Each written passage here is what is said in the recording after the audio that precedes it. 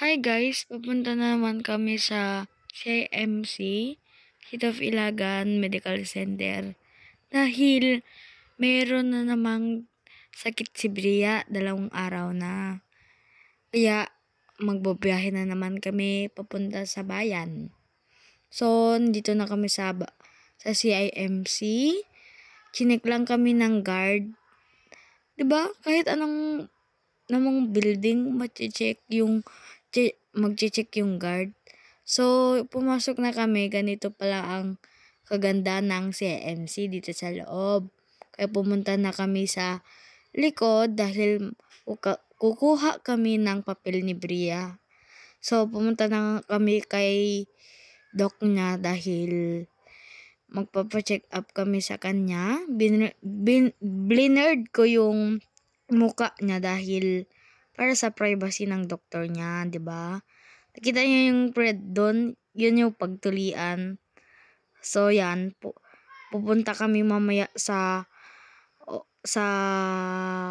office ni Tito dahil magkakain kami ng Jollibee.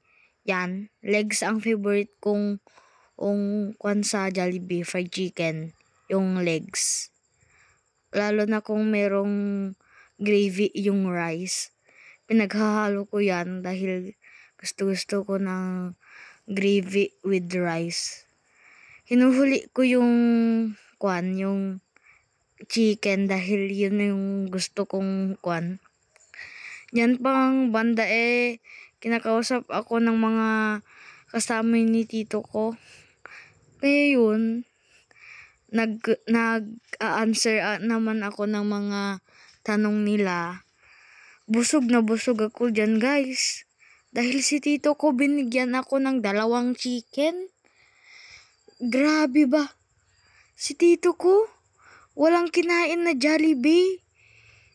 Dahil nga dun guys, hindi siya kumain ng chicken. Meron na siyang dating baon.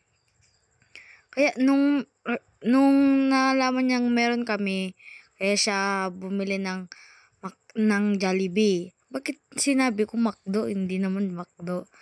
So yun, napakabait ng tito ko. Siya lang yung pinakabait. So hindi pa nga tapos na check up si Bria dahil nga hindi pa siya umihi kasi meron nga siyang dengue. So yun, pumunta na kami sa laboratory.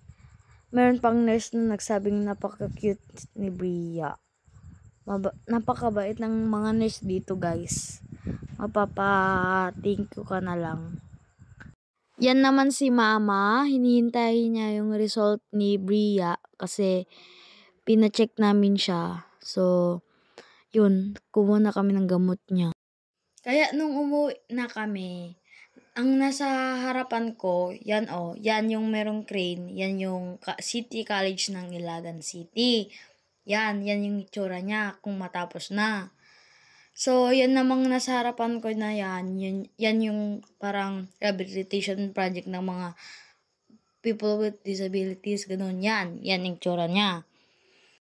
Yan naman yung medical arts ng Ilagan. Parang ganito ganyan ang kaganda niya.